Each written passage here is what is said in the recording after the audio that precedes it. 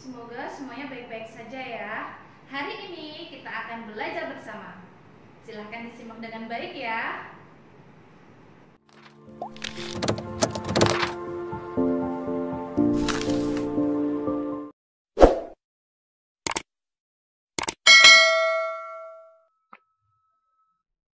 Untuk IPA, ilmu pengetahuan alam, masih di tema 8, daerah tempat tinggalku.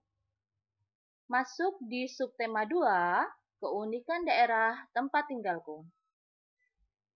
Dengan KD 3.4 menghubungkan gaya dengan gerak pada peristiwa di lingkungan sekitar. Adapun tujuan pembelajarannya, yang pertama, siswa dapat mengetahui pengertian gaya dan gerak dengan benar. 2. Siswa dapat menjelaskan berbagai contoh pengaruh gaya terhadap gerakan benda di lingkungan sekitar. Kita masuk di materi, yaitu menjelaskan pengaruh gaya terhadap gerak benda. Gaya berupa tarikan yang ditimbulkan dari gerakan, mengakibatkan benda bergerak. Hal ini membuktikan bahwa gaya dapat membuat benda diam menjadi bergerak. Berikut beberapa contoh lain gaya dapat mempengaruhi gerak benda. Yang pertama, ayunan cangkul akan berhenti ketika menyentuh tanah. 2. Hewan membajak sawah dapat berbelok arah saat diarahkan oleh petani. 3. Petani menanam benih padi di sawah yang mengakibatkan benih padi berpindah dari tempat pembibitan ke sawah atau lahan untuk penanaman.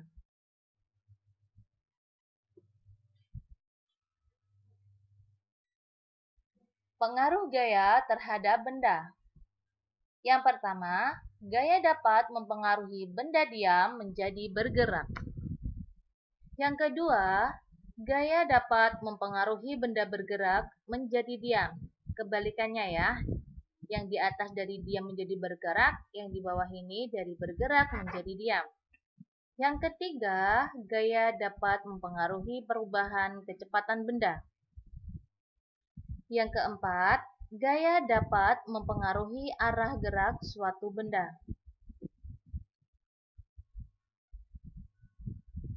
Peristiwa terkait pengaruh gaya terhadap gerak benda. Di sini yang pertama, gaya dapat mempengaruhi benda diam menjadi bergerak. Di sini Ibu kasih contoh adalah anak yang sedang bermain kelereng. Kelereng yang semula diam, ketika diketek salah satu kelereng oleh si anak ini, otomatis dia akan mengenai salah satu kelereng yang diam. Otomatis kelereng yang diam ini menjadi bergerak. Yang kedua, gaya dapat mempengaruhi benda bergerak menjadi diam. Di sini, Ibu kasih contoh adalah seorang kiper yang sedang menangkap bola ketika akan masuk ke gawang, di mana bola tersebut yang semula bergerak karena tendangan oleh si pemain akan dimasukkan ke dalam gawang, tetapi dihalau oleh si kiper. Dan otomatis kiper bisa menangkap bola dan bola dari yang semula bergerak menjadi diam. Ketiga, gaya dapat mempengaruhi perubahan kecepatan benda. Di sini Ibu kasih contoh adalah seseorang yang sedang mengayuh sepeda dari yang pelan sampai dia melaju dengan cepat. Dengan si pesepeda ini melaju dengan cepat, otomatis benda akan melaju dengan kecepatan pula atau sesuai dengan kecepatan si pesepedanya. Yang keempat, gaya dapat mempengaruhi arah gerak suatu benda.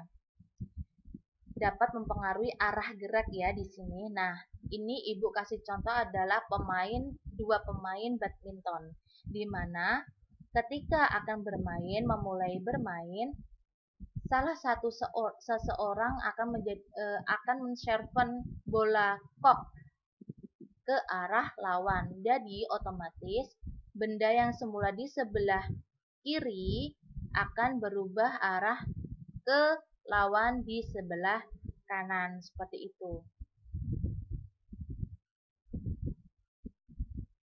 Menjelaskan pengaruh gaya pegas terhadap gerak benda.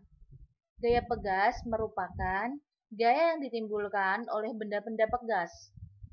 Benda pegas yaitu benda yang dapat direnggangkan dan dapat dipantulkan. Contoh benda pegas yaitu karet, bola basket, ban mobil, dan tali ketapel.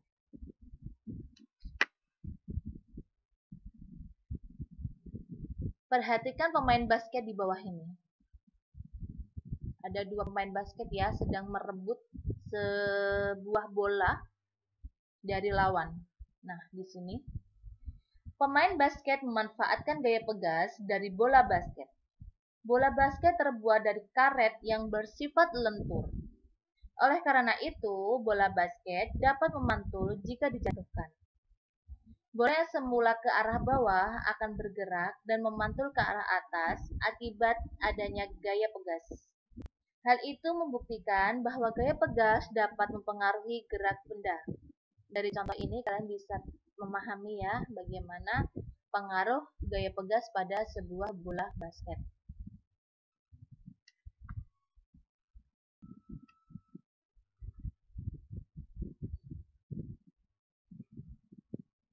Kita masih di tema 8, daerah tempat tinggalku, dan masuk di subtema 3, bangga terhadap daerah tempat tinggalku. KD 3.4 menghubungkan gaya dengan gerak pada peristiwa di lingkungan sekitar. Tujuan pembelajaran yang pertama, siswa dapat menjelaskan hubungan antara gaya dan gerak. 2. Siswa dapat menjelaskan mengenai hubungan antara gaya dan gerak melalui pengamatan dalam kehidupan sehari-hari.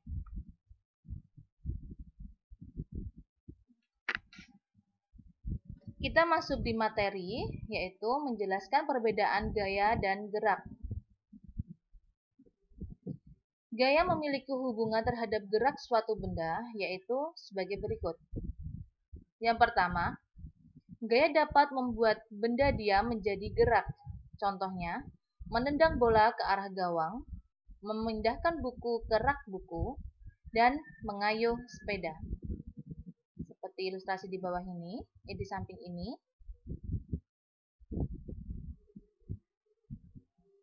Selanjutnya, yang kedua, gaya dapat membuat benda bergerak menjadi lambat atau berhenti. Contohnya, mengerem sepeda yang melaju, menangkap bola, dan menahan gerakan bola dengan kaki. Yang ketiga, gaya dapat mengubah arah gerak benda. Contohnya, mengoper bola yang baru diterima dari teman atau dari lawan. Pemain bola voli mengembalikan bola ke arah lawan dan memutar arah mobil yang dikendarai.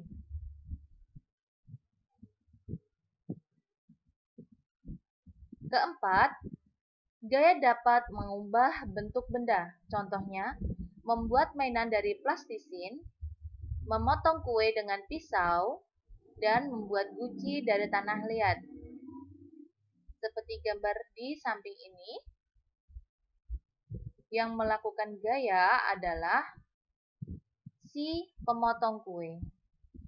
Dan kuenya ini setelah mendapat gaya akan berubah bentuk. Dari yang semula besar dan bulat, akhirnya membentuk segitiga dan kecil. Seperti guci dari tanah liat ini. Setelah diberikan gaya dari si pengrajin, otomatis tanah liat yang semula menjadi dari yang bentuknya itu tidak berbentuk, setelah mendapat gaya akan menjadi sebuah barang. Contohnya yaitu guci ataupun vas bunga. Menjelaskan hubungan antara gaya dan gerak. Gaya merupakan tarikan atau dorongan yang mempengaruhi keadaan suatu benda. Gaya dapat menimbulkan perubahan gerak atau kecepatan pada sebuah benda. Gaya mempengaruhi gerak suatu benda.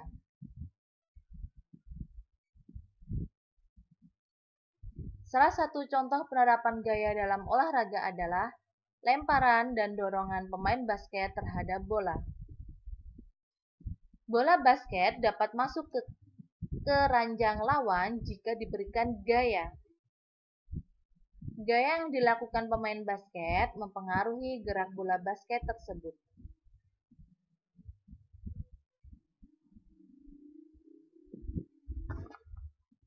Pengaruh gaya terhadap gerak dan bentuk benda di lingkungan sekitar.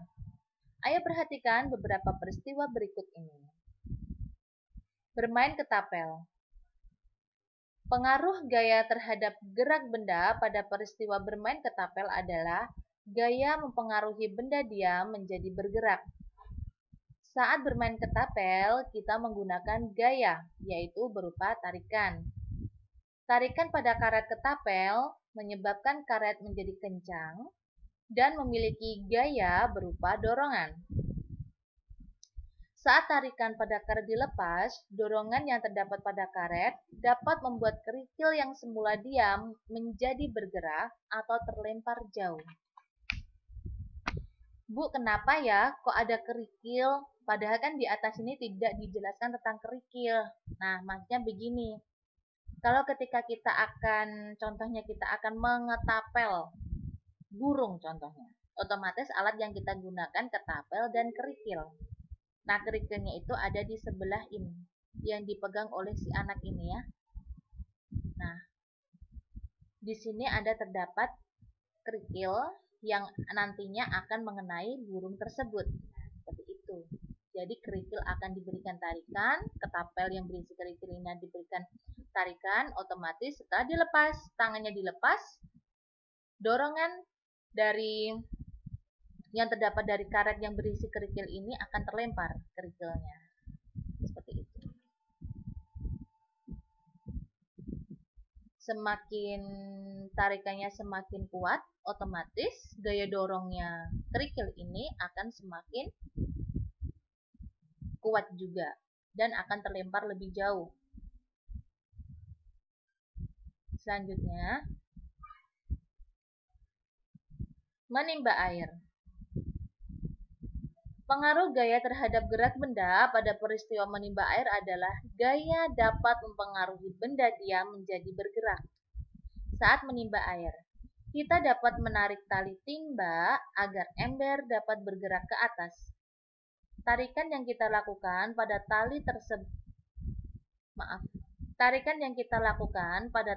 disebut gaya. Tarikan yang kita lakukan pada tali dapat membuat ember yang semula diam menjadi bergerak. Seperti ini ya. Yang mempengaruhi gaya adalah seorang anak ini sedang menarik. Nah, ini memberikan gaya untuk si ember. Ember yang semula diam ketika diberikan gaya otomatis akan bergerak. Entah gayanya itu menarik atau mendorong tali ini untuk ke dalam sumur tersebut, ya.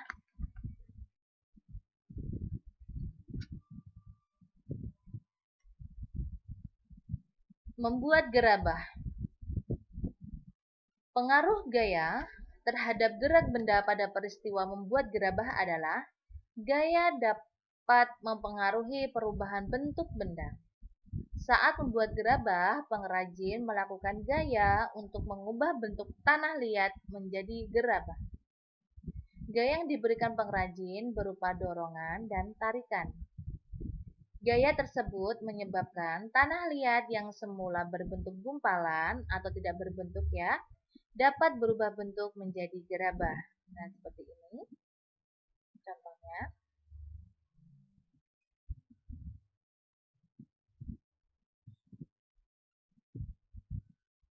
Baiklah, pembelajaran hari ini telah selesai. Terima kasih atas perhatiannya. Dan selalu ingat pesan Ibu akan 3M. Selalu memakai masker, mencuci tangan, dan selalu menjaga jarak. Ibu ucapkan, semangat belajar dan jangan lupa untuk mengerjakan tugasnya. Bye-bye. Wassalamualaikum warahmatullahi wabarakatuh. Alhamdulillah, pembelajaran hari ini telah selesai. Ibu harap kalian bisa memahami apa yang sudah Ibu jelaskan pada pembelajaran hari ini. Oke, baiklah Ibu tutup. Cukup sekian. Wassalamualaikum warahmatullahi wabarakatuh.